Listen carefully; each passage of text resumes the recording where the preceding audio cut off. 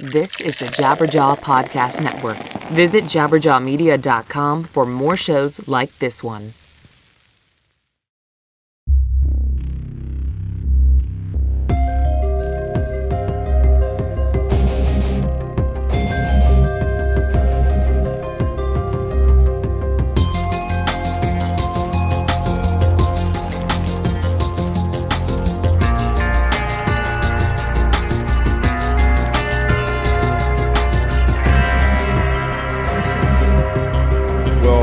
Rachel, thank you so much for taking your time to do this. Definitely, I thought was an excellent suggestion, and for people listening to this who wonder how we know each other. Your husband Brian, I've known for well over 10 years in the music industry, on the kind of equipment pro audio side of things. He works for Sennheiser. But can you tell people what your qualifications are and what you do for a living and why we're having you on the show? Yeah, absolutely. Thanks for having me. I'm a licensed clinical social worker, LCSW, in Connecticut, where I live, and it's also where Sennheiser is located. And I'm also a 200-hour yoga teacher. So I do work with individual clients. I've done groups, and I also teach yoga both in my therapy and then in the community. Yeah, I mean, Brian actually reached out to me about possibly doing some kind of I guess not one-on-one, but just like a direct thing dealing with musicians as far as, I don't know, just dealing with kind of the day-to-day rigors of what is what we do. Like, what kind of approach were you think, like, have you already started working with people in regards to stuff like that? I have. I've worked with a few bands. It's sort of a pet, like a side project we're working on, because the challenge with musicians is, one, they don't have a lot of money sometimes, no offense, and also that they are on the move a lot, so they have really specific stressors, and they also can't use their insurance if they have it at all because there's state regulations. So that's sort of a project in works, which means they would have to pay cash, which means it's a little harder to access. So it's like a lot of negotiating to try and figure out. But I know musicians, because of my husband, because of his experiences on the road and working with so many artists over the years, that it's really a tough lifestyle. It's not as glamorous as it looks on TV, right? Like living in a small van, driving across country with, a whole bunch of people and equipment and pressure is really tough. Well, I know that firsthand because I have a lot of back issues. So Sure. Oftentimes I end up, if something goes awry, I end up in some chiropractor's office, somewhere in the world. And, luckily I have some scans that I can show them so they can actually see what's wrong with me. But sometimes if you're not their patient, they want to scan you or it's a lot of times the first visit is the most expensive one because they have to examine you and make sure. So I've definitely done the thing I was in a hospital in the Netherlands, and, you get and it's not expensive by American standards, because you go to an emergency room in America, you get a bill for like $3,000 At least, yeah. But I got a bill for, I don't know, $300 or $400, and then I had to buy all the meds at night, which was another, maybe $120 or something. So I've definitely been there on the road where you don't have, even if you have insurance, it's kind of meaningless in the wrong area. So I know all about that. Yeah, it's tough. It's tough to manage care, and it's so important to have your mental wellness when you're on the road. And even if you're not on the road, right, the stress of having multiple jobs and missing your family or your home, and you're working on an album, right? Like, there's a lot of isolation, and sort of parallels what we're experiencing right now a bit. Is like this confusion, this isolation, and these sort of like unknown, uncharted times that we're in right now. So actually, my first question is kind of in relation to that. From a, I guess, clinical standpoint, is there anything psychologically and historically we can look at, or that you have studied that kind of relates to this? I mean, on a mass level, because obviously we have things like people being in prison or house arrest or things like this. Is there anything you can think about or that you relate to as far as this is concerned? I've used solitary confinement as a example quite a few times over the last couple of weeks. But also thinking about grief, I think one of the feelings are like a whole planet is feeling right now is a bit of a grieving process. So I would definitely compare it to that. If you've lost somebody that you love to an actual like death, passing away, or like relationships ending suddenly, right? Even if the person doesn't pass away. It's a really similar feeling, right? We're a little foggy, we're a little confused. Maybe don't want to get out of bed. You might be feeling kind of heavy. There's no distractions, right? There's way less. Like, yes, we have a lot of TV and internet, and hopefully you have power where you're living, but really like the going out and doing things that we use potentially to distract ourselves from our own stuff is gone. We have to deal with ourselves, which is really hard, especially when you weren't planning on doing that work. Now, is it literal grief? Are we actually grieving something, or is it akin to grief? It's a little bit of both, because we're grieving what used to be, right? Like before we had to stay 6 feet away from people, before we had to stay in our homes, before we couldn't get, groceries as easily. We're grieving a little bit of what our lives used to be like. We're also just grieving, and as in the sense of like the access and control we had over our lives. We don't really have that right now. It'll come back, but it might look different. And there's a lot of unknowns, which again is similar to a grieving process. It also might be like a trauma response is what a lot of people in my community are noticing, right? Like think about as a child, right? If something really large happens, or like someone kind of like shames you, like, what are you doing? Like, why did you do that? Right? It feels like that, like you should have known, or like you should have been in better control. And it feels like a bit of a trauma reaction is what we're all collectively doing.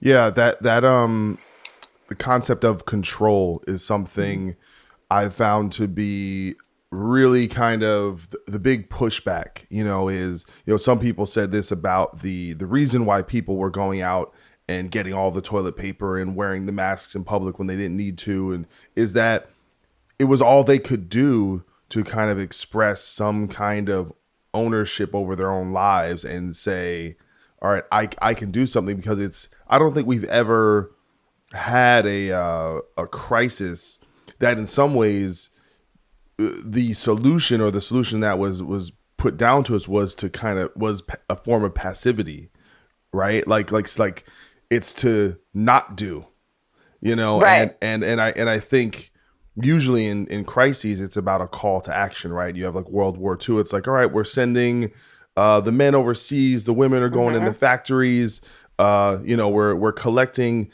metal cans, or we're doing clothing drives, all these different things, and I think that is kind of embedded in at least the American kind of cultural spirit is an activity based, proactive based, Absolutely. Absolutely. and this is the opposite of that, and I think that frustrates people and also makes them, the thing I've seen too is we live in a conspiratorial age in general. If you really go back to 9/11 and how we react to kind of big top down government based phenomena, but I think that is another way people are kind of utilizing their sense of control, is that, well, the official story is not the official story. Clearly, it's man-made, or it's some type of ruse to get control over our rights, or to take away some type of liberty and infringe on our kind of individual sovereignty.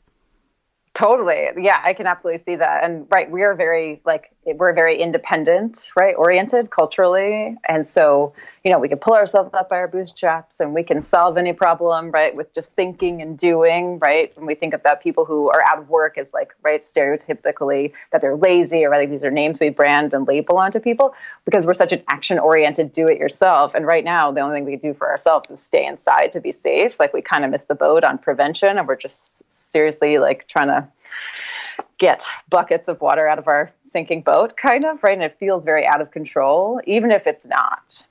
Can I ask you a question about the isolation, the solitary confinement corollary?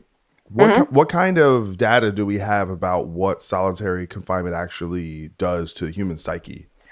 It's pretty brutal. That's why there's a lot of people who are very against it because, again, without a choice. You're sort of stripped away to having very few or no distractions whatsoever except your own mind. And that's why there's always these great like sort of stories that come out of people who are in solitary or like people on death row, right? Because they had to create like a space for themselves where they didn't lose their minds. It's actually a really terrible thing to do What do to people anybody. do? What kind of, so if you don't have, I mean, they have access to books, right? That's pretty much it.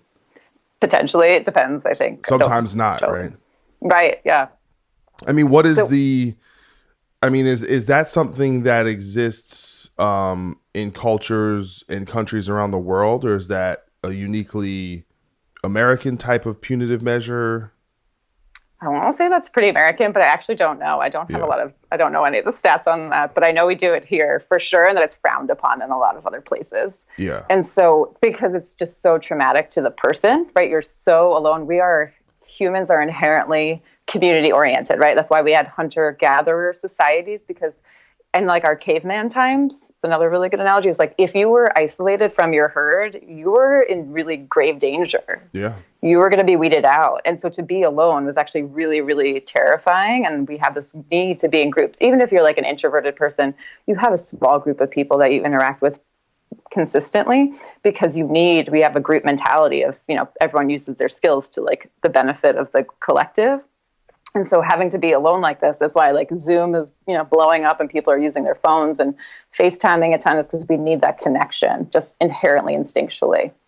Yeah. It's, I think in many ways, modernity has kind of skewed people's perception of kind of the relationship between independence, codependence, and interdependence. And that we're naturally interdependent and kind of what modern technology, so basically if you make enough money or have enough money, you can kind of be on your own. You don't rely, on the kind of it takes a village type of framework to get through. Whereas, in hunter gatherer or even just generally any community that's below a certain threshold of wealth, you really need you need help. You need the kids to perhaps work in the fields, or you need the neighbor to be able to babysit your kids, or this idea. But once you make enough money, and that now you can say, okay, I can just, if I want food, I just order it on my phone. Or if I want this, I can just if I need a ride, I just call Uber. If I, and it's this way of, I think a lot of the, before this disease came around, a lot of the social anxiety and depression and all that different things that are kind of elevating has a lot to do with this kind of false sense of I'm good. I don't need people. I'm, this kind of detached thing. And I wonder if now people are kind of, who claim to be loners, people who claim to be, I always hated this trope of people saying, I hate people. And I was like, you are a people. Like what are you talking about? So you hate yourself? Like, cause I always thought it was hyperbole, but I wonder if this is kind of testing that mantra that like, I'm an introvert. I don't like going outside. I don't, but where you don't realize you miss it until it's gone kind of thing.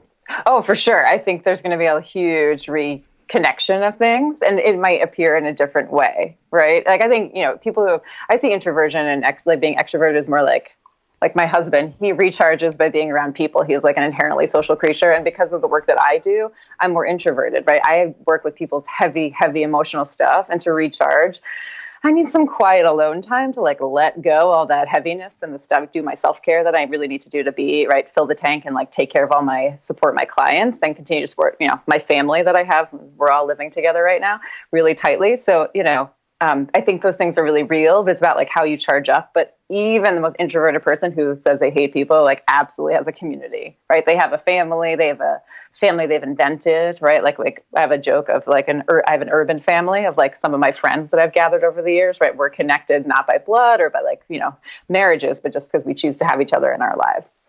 And I think that's going to be, we've never had a longer group chat than right now because we're all kind of reaching out and clinging to anybody that we have because we can be so isolated.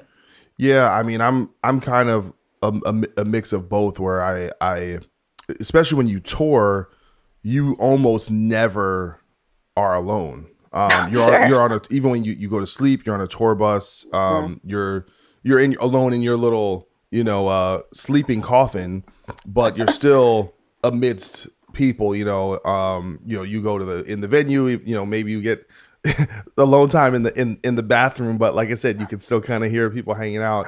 And then and then you'll get a day off, and you get your own hotel room. And you're like, oh, I forgot what it was like to be alone, and it's pretty nice in that. But then when I come home, I tend to be alone at home a lot, working on music or working on the podcast or whatever my projects. And then kind of like you said about Brian, I kind of have to get out, get to a show, go to a bar, hang out with people. And then, like I said, it kind of refills the tank of that, social, just kind of vitality that for me personally, that's the thing I miss the most, because my days are pretty similar to how it would be outside of the quarantine, but my nights and that social release is not really there for me. And I noticed it pretty quickly that Sure. it affected me, And that's why so many things have popped up on, virtual, right? Like DJs are doing like virtual dance parties and like having these like club like experiences, but you're doing it from your own home, because we just need that. A lot of people really do. Even the most introverted introverts, right? And there's introverted extroverts. So that sounds like what you're describing a little bit. It's like a combo of both of those things. Yeah. And then not to mention, right, not only are we losing that connection to people, but with the amount of uncertainty with finances or with work, or right, like I imagine gigs have been canceled, and right, like I was supposed to go to several conferences that have all been pulled back. I applied to speak at a bunch of conferences, which might never happen, right? And so there's a lot of uncertainty and unknown, and priorities are shifting for everybody. And so it's about how do you keep stability and mental wellness during a time that's like this, that's sort of very uncertain, like 9/11, like the 2008 financial crisis, like any of the other big sort of world, not pandemics, I guess is not the technical term, but any like SARS and Ebola. And we had triple E last summer here on the East Coast, anywhere that were mosquitoes. And so there's often uncertainty. It's just the solution hasn't been exactly this. That's why it feels so different. So, I did canvass some questions. I don't have a ton that people ask, but is there like a general kind of day-to-day prescription you kind of want to offer people, or do you want to go into the questions first? Yeah, just the most supportive thing you can do is find a routine for yourself, right? Like I've worked on disaster behavioral health responses here in Connecticut. And one of the first things we teach people is how to reestablish some sort of routine, because that's really comforting for us. And it offers some structure, right? So like we're not driving to and from work, a lot of us. Like I know I'm not. I came back in over an hour times 2, right? Going out to my office and coming home and picking up my daughter from daycare. I've gained a whole bunch of times. Like, how am I using that? It's like being conscious of that. It might mean like I spend more time with my kid, which is nice, but also means I get less podcast audiobook time for my drive to decompress between those things. So how could I still access that? Well, I walk my dog, so I listen to podcasts then. I take some time to be alone. So like, how can you reestablish your self-care routine, and how can you establish your day-to-day routine for your whole family or whoever you're living with, or for yourself if you're alone? Yeah, I mean, I almost feel like there's different phases to this thing. Mm-hmm. Like I noticed, so I live with my girlfriend, and then we have a roommate, but we have a lot of space, which is awesome. But I noticed it was like right away we were kind of arguing, but in like a kind of productive way, where it was like, hey, Sure. we need to get this stuff out. Let's have it in a, rational, respectful way, but be upfront about the disagreements. And we kind of had that phase for a few days.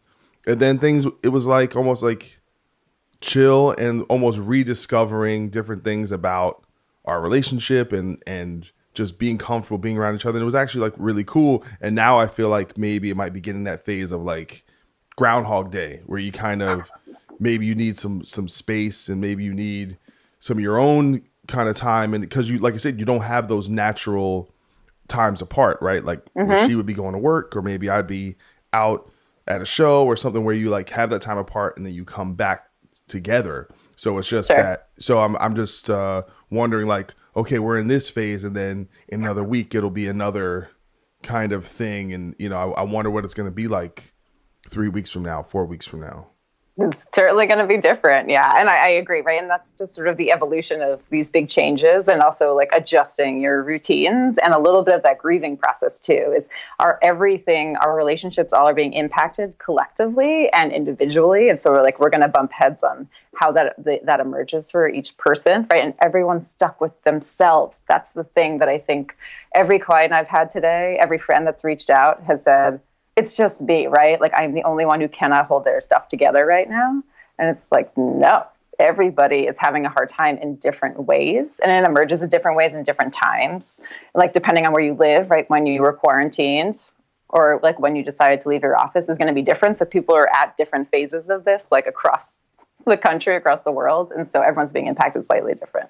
So actually that's, before I get into these, the questions from other people, have we noticed a difference in places like New York where perhaps people are confined to much smaller living spaces, and perhaps, like, let's say you're in a relationship and you're in a 1-bedroom apartment or a studio, as opposed to, somewhere in Kansas where, people just have more space and they're not on top of each other? Have we seen anything that indicates what that has been like? I don't think there's any data yet, but I've been hearing a lot of whispery jokes of like how many divorces and how many babies are going to come out of this time, right? Because for real, there's no barriers, there's no buffers unless you do that consciously, right? Like giving yourself some time alone, giving yourself time with the people that you live with, relationships, roommates, like all of those things, right? Like my kid, I've never spent more time with her because she's been in daycare since she was 3 months old, right? Like we are spending so much time together, and it's amazing and challenging all at the same time. So I think it's going to be, I think New York City and their tiny, tiny apartments, there's going to be a little bit more challenges, but also I think people will probably potentially have a lot of exciting stuff that comes out of it. It's going to be a little bit of both, but remains to be seen. Yeah. I mean, I just heard, like you said, it's more anecdotal evidence and user accounts, but I was just hearing people saying that, oh man, people are still going out in New York, and I'm like, in some ways I kind of don't. I think you kind of have to, right? Like you have to preserve some type of mental acuity by saying, hey, I need to get out in the sun, I need to take a walk, I need to, because I know in a lot of places they've shut down public parks and things like that, so people don't congregate.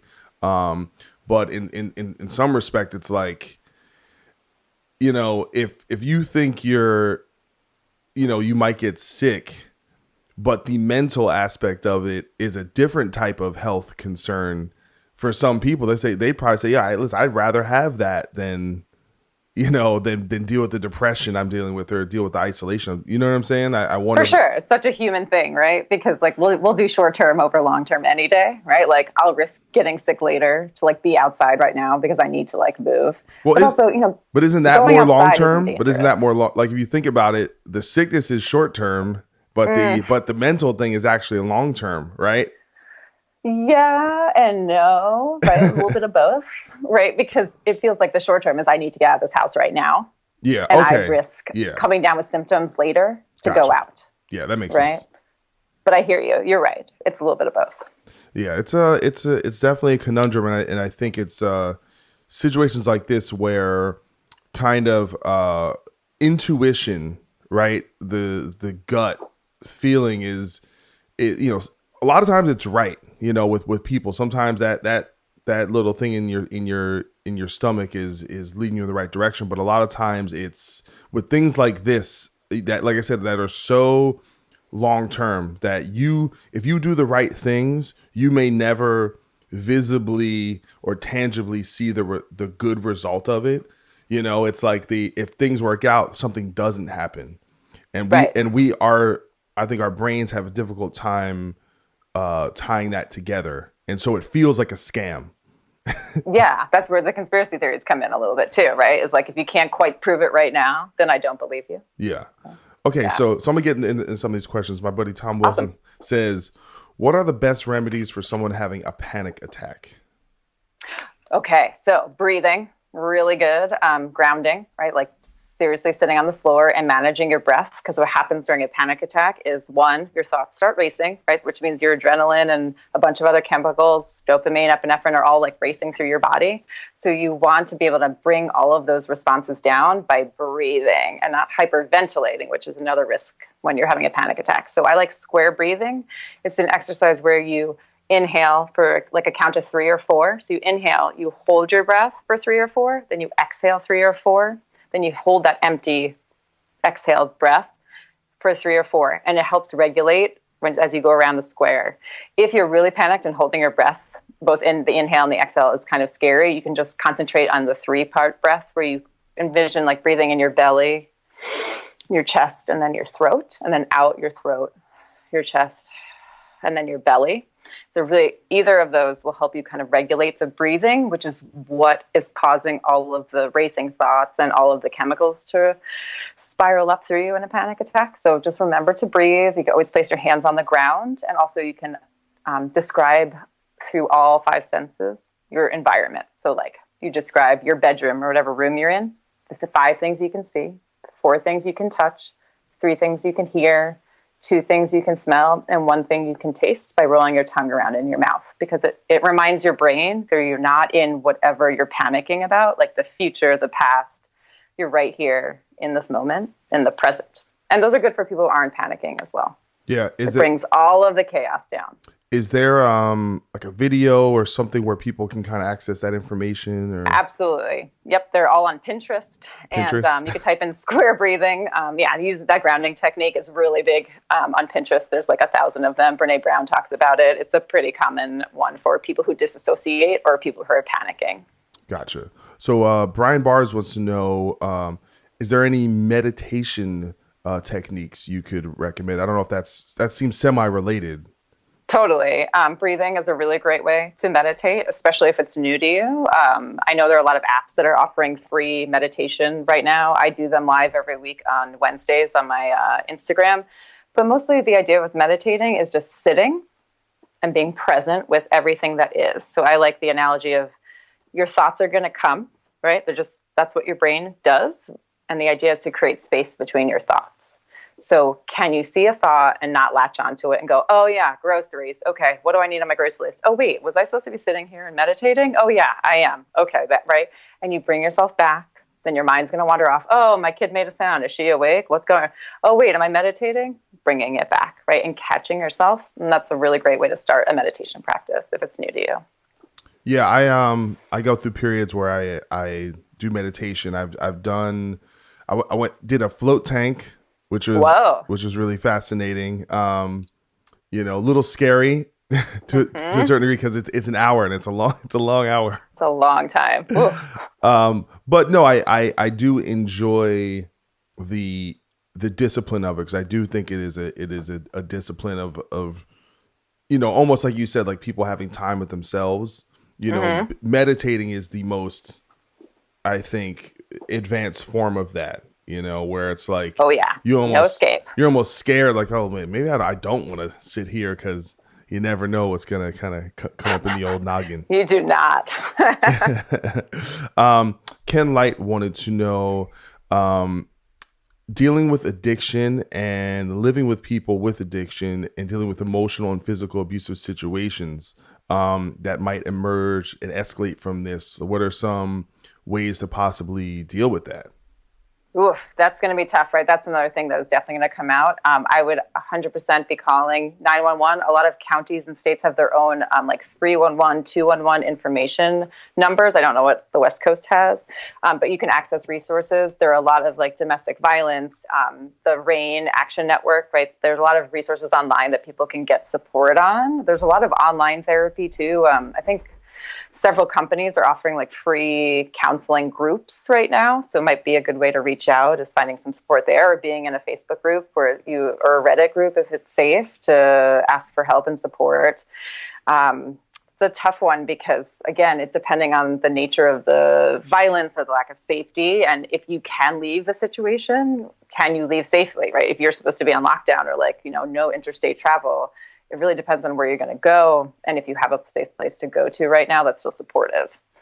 So that is a tough spot, and I have so much empathy and compassion for that. It's going to be hard, but I would encourage you to access your resources. And if you're really in danger, you're going to call 911 or whatever your 3-digit information non-emergency line could be. Are we in regards to someone personally dealing with addiction? Are we noticing that people are using more in situations like this? Or is there a tendency? I mean, obviously, I know for a fact people are definitely drinking more, or actually, we're going to be eating more, drinking more. Well, actually, more. What's funny is, I feel like I'm guilty of all of that, but I'm actually losing weight.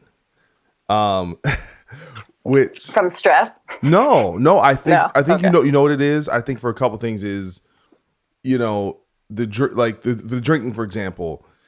I might be doing some, it's more consistent, but it's not like a night out.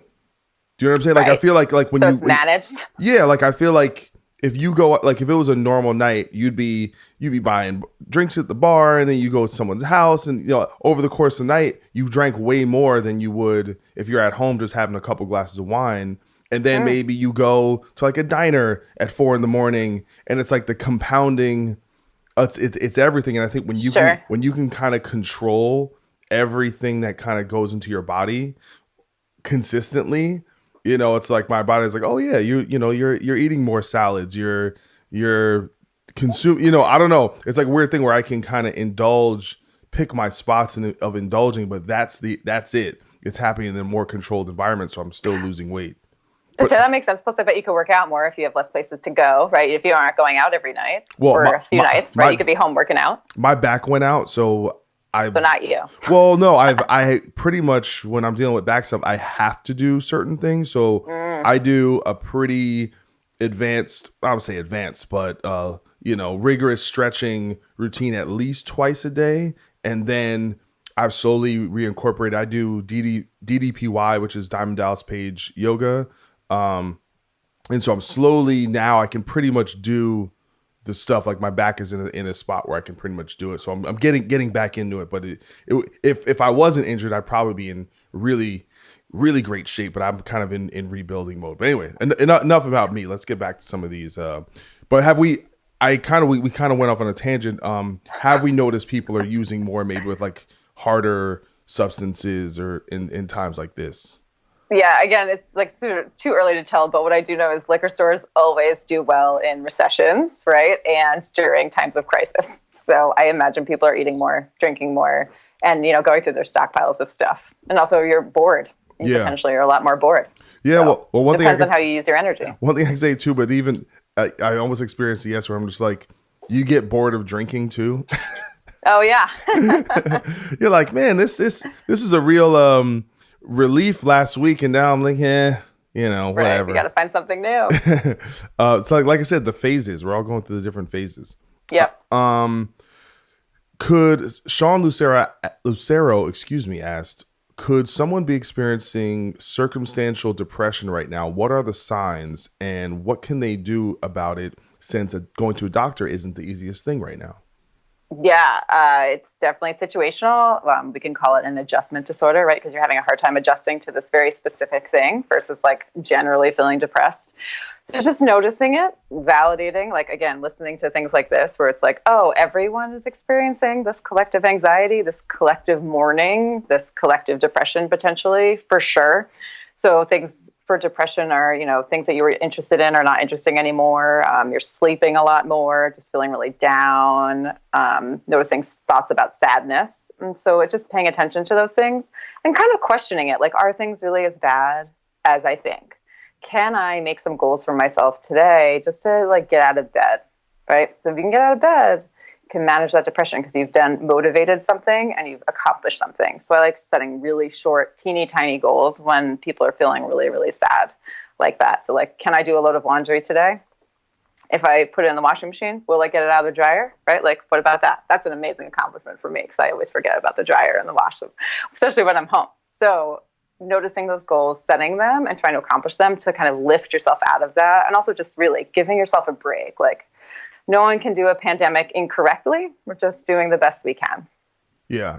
I've noticed it in little, like, luckily for myself, I'm I'm someone like the whole thing you said before about people being with themselves and in their thoughts. I'm like that all the time anyway, and I'm constantly doing my own mental maintenance and holding myself accountable. And so that's where I live. So this is nothing new as far as that's concerned. But I do find myself just having just small flashes of depression, but it's an hour or two here. But because I keep myself busy through this whole thing, I'm constantly working on stuff. So, and not that I'm qualified in any way, but that to me is the number one thing, is to not treat it like a permanent vacation, is to like say, okay, how am I going to, you're doing time. How are you going to do your time? What are you going to better about yourself? What project have you been not procrastinating on for the last 5 years? This is the time to write that script, to write that book, to learn French. Yeah, absolutely. Also, go get a therapist, right? This could be a really good time to find a therapist, because I know we're all out here and all the therapists are working like a lot. And so what a great time to work on your mindset if this is like a time that's really hard for you. That's a good point. I got to check with my new insurance if I can. I had a therapist, and then I started touring and she fired me. She's like, you can't be here, so you're fired. I was like, damn you. Nice. Okay. Time to get reconnected. Mikey Doling asked, the isolation for the kids, it's hard on them. My son, who's almost 8, is bummed. He can't see his friends at school. All the usual activities like trampoline park, jiu-jitsu, batting cages, local playgrounds are all shut down. Home activities only go so far. We are weeks into this now. He's bouncing off walls. Do you have any advice for parents? You're a parent. I am. I have a 3-year-old who is bouncing off the walls as well. We FaceTime her friends, right? Even if I don't know her parents, I'm trying to reach out. We're doing FaceTime. We're talking to our grandparents a lot. We have like a playroom in the basement, and I've been like moving stuff around and bringing new toys in, or hiding toys she's had for a while that she forgets about, right? 8-year-old, a little bit different, but it might be a time to like build an indoor activity thing, or let the 8-year-old figure that out, right? Also, it's okay to be bored. So we all have to learn to be comfortable with discomfort. So maybe it's a time for that lesson. Like, being bored is okay, right? We're so used to our screens and distractions. So it sounds like this person goes out a lot with all the different activities. You got to get creative, right? Balloons, anything, glue that you have in your house. Like, I dug water beads out and stuff I haven't used, pipe cleaners from old birthday parties that we've had, because we need activities all the time. And there's a lot of great free stuff going on YouTube right now. Like, my daughter and I did a workout this morning with this dude who's just doing all kinds of funky workouts live. There's cosmic yoga for kids, I've noticed. We're doing that. So there's a lot of virtual things that are happening, but it is really challenging as a parent. I totally feel your pain. Yeah, I mean, this is another thing I was thinking about with people in a city. Maybe they have kids and they're in a confined space, and I fully sympathize with that, with having to deal with that. And the point that you said about the boredom thing, and I'm like, I grew up in the 80s before the internet, and it's like this is like some super old man. So it's like, back in the day, we played with dirt and we liked it. But I'm like, I feel that way too. I'm just trying to like, for a certain amount of time, a rubber ball attached to a paddleboard with a rubber band was the PlayStation 4 of its day. Okay. For most of the time, kids were bored, and I think boredom is the kind of parent of creativity. Agreed. And that's like, me, I discovered my creativity through being bored in school, and I would draw and I would go into my own world, and kind of utilize that. And I think we could all, adults are, I think, even more guilty of, because I didn't grow up with cell phones, but it doesn't take very long to become consumed with these things and not be able to be okay with a kind of idle mind. Yeah. And that's where like meditation can come in too. Yeah. Yeah. Okay. This is, I guess, a little related to the abuse and depression, but slight. This is actually, no, this is different. Okay. Eula Garrett wanted to know, I'm wondering how people are getting through bad relationships. I mean, there are surely couples who recently decided to call it quits or have done so. since being cooped up. How do you deal with someone you don't want to be around when confined to a small apartment or such? Yeah. Oof. Again, right? So much empathy. I think that's going to come up a lot. It's finding a self-care routine, finding space, alone time. How do you just find shutting your space eyes. though? What? Do you mean literal space or kind of, No, I mean, internal yeah, space? if you can, right? Internal and external, right? Like, so here in Connecticut, like we're still allowed to leave our homes. So, like we can go on our front lawn and like give each other space. Upstairs, downstairs, different bedrooms. Close your eyes. Hide in the bathroom. Hide in the closet. I don't know, right? Like the physical space potentially. If that's not available, it's emotional, right? Like it's going inside and kind of finding separate things, reading different books, everyone has many screens, so just finding some space between the two of you and maybe even having some talks. I don't know, a good couples counselor might be a good thing to do right now, and just remembering that this is going to end at some point and you will get apart if you need to be, but it's going to be tough. Emotional, internal, and external physical space is the really best thing I can think of. Well, I mean, like I said, not that I'm qualified, but I think, I don't know. I part of me is kind of like, sometimes you probably do have to just get out despite the situation, whatever that entails, if that's staying with a friend or family, because I don't think you want to be in a situation where it's just toxic and it's like, I can't be around this this person, because there's only, I don't know, am I off base? Well, so I have so many, I'm a therapist, so I ask lots of questions, but like this was happening sort of slowly and then sort of quickly, depending on where you live. So like, what went on that you guys didn't decide to live in like separate environments for this time? Like hearing all the quarantine stories. Can you survive together through this short period of time? If it's really toxic and dangerous, you have to leave, but also like that's a risk to the people that maybe want to take you in. So like talking to your friends and seeing if there's some place you can be if you haven't been exposed. Like it depends on the danger, right? Like is it more dangerous that you're going to go live with your like 80-year-old grandfather if you've been out in the world, or is it how toxic is it within the space? Are you just uncomfortable, right? Like, or can the other person leave? Why can't they leave? Are there separate units within your apartment? Everyone stays upstairs or downstairs, right? Like, I just have lots of questions, and it's so specific to each person's case. But it's just about doing the best you can, and being safe for sure. Yeah, and I listen. I think, I don't personally try and get wrapped up in.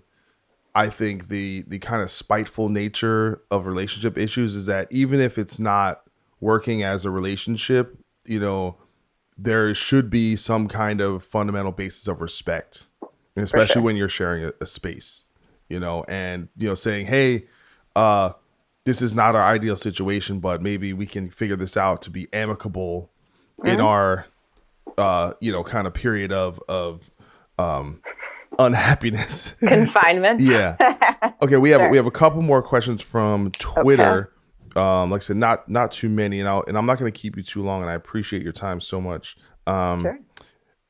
So, if someone on Twitter Rise to Offend asks, how much news intake is healthy for your mental state during isolation on a daily basis? Oh, that's a great question. I can't believe I didn't bring that up sooner. Yeah, let's not watch very much. Let's reel it in. We don't need to know all the time, 24 hours a day, what's going on. We just don't, because it's not going to make you feel better. It is going to make you feel worse. So if you have room for worsening, then like have at it. But you can watch a little bit in the morning if you really need to. Like I watch my local station to see what's going on in my state, if any rules have changed or like, what the numbers are. And then I'm done. Because I don't want to feel terrible all the time. And I have a lot of people support in my job. So I would decrease the intake on social media and of the news, let things actually sort themselves out, like officially, right? Like numbers constantly change and policies are being updated all the time. And so just take it easy with all the intake, please. Yeah, I think there's a kind of masochistic relationship with not only the news media, but this is a very unique time for this to happen. If this happened 50 years ago, maybe you'd get a a fireside chat with the president maybe once a week, or maybe they would do radio stuff, and and the whole point of it was to kind of keep people calm and all that. But we're in a situation where we don't have that kind of leadership right now, and I think it's like this thing of people. Like I said, this goes back to the control thing about a lot of people are unhappy or angry or scared, and it's like this thing of, well, I know now where to direct my anger, if that's the president or governor or local whatever of you, or China or whoever, and I think it becomes this thing of, it pisses me off, but at least it gives me something to be pissed off at. Right. Direct that mood somewhere. Yeah. Also, like, question your reactions, right? Like, if you're yelling at people close to you, but you're really mad about something else, right? Like, let's look at that. But yeah, I would be taking in way less, because it's not going to make you feel good. You could channel your rage, write a letter, but like, really, let's use the energy for something else. Let's manage it. Christopher Wolford has I think a great question. What do we tell our kids, and how do we support wives or husbands that currently work in healthcare? Yeah. Oof, that's also, oh my gosh, my heart goes out to all of you. It's a lot of empathy. It's a lot of reminding children, especially, that we are going to be safe and that this is going to end, right? That the parent who's out is doing a really good thing by taking care of other people and being a helper. And depending on the age, right, there's age appropriate ways to kind of explain the danger versus safety. Small kids do not need to hear that they are in danger, right? Like, that will stay with them. I imagine there's gonna be a lot of studies about how children were impacted by this entire experience, because they're like, you think adults have a hard time adjusting? Like, kids both have a really hard time, but they're also really unattached to things. So like, routine and structure and knowing that they're safe is really important, but mostly they're pretty resilient. Kids who like lose limbs or get injured, right, as children, indefinitely adapt so much better than adults, because we identify like, oh, well, I was a person with 2 arms and 2 legs, and now my identity's been shaken. I can't do the things I used to do. Kids don't have that attachment, so they're actually really resilient in that way. They don't have that identity that's so tightly formed. They can manage that, but they do need to know that they're safe and that there's structure, and that their parents or whoever their caretakers are going to be there for them. And just remembering, it's sort of like a military like, I work in a big military town, that like, the parents are out there being superheroes, doing wonderful, incredible feats of strength, and that we should just be, grateful for them and honor them, and that they'll be back when they can. But lots of people need their help. Yeah, no, I think that's fantastic. We have one more question. I think you pretty much already answered it, but at least we just want to acknowledge Felix Sucre said, for those dealing with depression, anxiety, PTSD, it is very hard not to be affected by isolation. And he said he's in South America, and he said the government did a forced quarantine. Any techniques to avoid panic attacks? I mean, we kind of talked about when you're already having a panic attack. Is there any way to kind of get in front of it? Yeah, it's the same tools. Like, it's sort of managing your mind and your body, like noticing the signs and the things that for you lead up to a panic attack or feeling depressed or anxious. When people panic, right, they start to get increased heart rate. Maybe their hands turn into fists. They their face flushed. They feel their blood pressure rising, right? All those things are related and interrelated. But sort of noticing, we call it like stop, red, yellow, green, right? So like, you're slowly building up to the panic. And if you're pretty insightful or know yourself, you could see the symptoms sort of starting to pile up. So if you can intervene earlier, one of my favorite things is holding a cube of ice in your hand, or putting like really cold water on your face or back of your neck, because that strange sensation of the cold helps calm all of the like neurons that are firing and redirects them. And so it can really like cut short anything that's about to build up. Yeah. I think that's great. I like the cold idea that because people, I know, who is it? Tony Robbins actually said every day he has like a, I don't know, he's rich, so I don't know if he does like a hot cold thing. And I don't know, like where it's like, he goes like from hot water to like ice water to like, right, the first thing in the morning, it like kind of just gets all your nervous system kind of firing. Cool. I tried doing it for you, Tony Robbins. I tried doing it for a while, and I was like, I cannot do this. I think I have PTSD from the cold water. Yeah, I mean, it's yeah, that can be really extreme, but in a moment where you're worrying about panic, right, that can be really great to kind of break you out of that. Yeah. But yeah, so that's all the questions from the people on social media. Thank you to everyone. Like I said, I forgot about it, so I put it up kind of late. But actually, I think that if I would have had like twice as many questions, we'd be here all day. So I think that was the kind of perfect amount of stuff, and I think we covered a good amount. Is there anything else that we missed that you think is relevant? No, I think we got it. Those are some excellent questions. You have a really great audience. So thank you so much for having me and for putting me on the spot and trying to have to think through that. I love this. So it's so much fun. Actually, I have one more question before I let you go. As someone, you like I said, you kind of alluded to this a little bit before, but when you're someone who is talking to and kind of guiding people who are dealing with tough scenarios, how do you as as a professional in that regard, how do you mentally deal with that? A long day where you're just kind of taking on all this heavy emotional, psychological pain. How do you find your inner peace? Well, all things is it just taking your own advice more or less? Yeah, or remembering to having a good supportive family. I have a very supportive husband. I have an awesome kid. Doing my own self-care, that's really important. Like I used to, before I had a kid, I used to knit a lot, but I try to have some quiet time for me. I try to get back to reading or watching a show that I really like.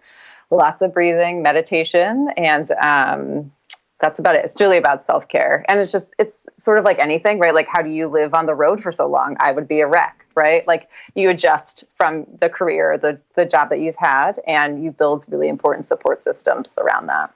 Oh, well, awesome. And, and going back to what that guy said about supporting people in healthcare, I mean, it's like the firefighters and police during 9/11. I mean, anyone who's working in healthcare right now, who's in hospitals, in clinics, ambulances, and of course, everyone who's doing deliveries and working in grocery stores and all that stuff, who's out there, man. I mean, I just can't thank and try to appreciate all those people enough, definitely. Yeah, big time.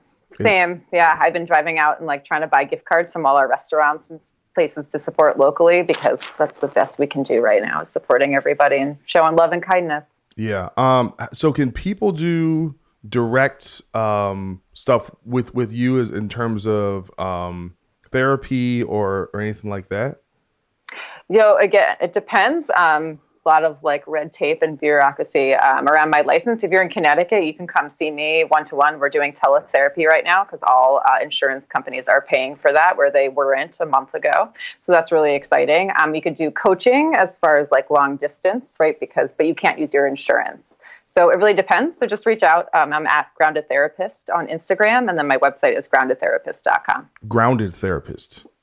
Yep, like you're grounding, right? Like that 5 senses exercise we talked about, or if you got grounded by your parents, Grounded Therapist. Well, thank you so much, Rachel. This has been informative and interesting and fun, and I just really, really appreciate it. And I think everyone who listens to the show will appreciate it. Thank you so much. Awesome. Thanks for having me. You take care. Stay safe, everybody. Bye. Bye-bye.